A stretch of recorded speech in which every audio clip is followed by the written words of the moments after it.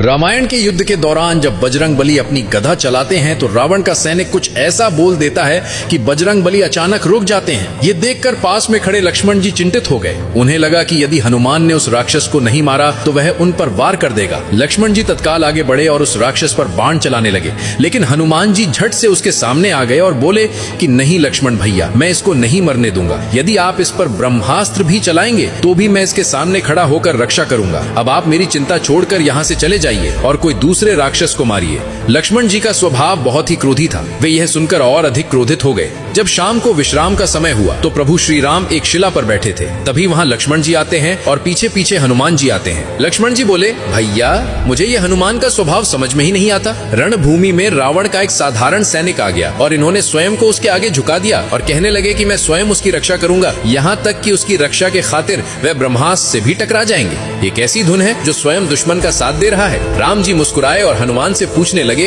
हनुमान क्या हुआ तुम्हारे बल बुद्धि को?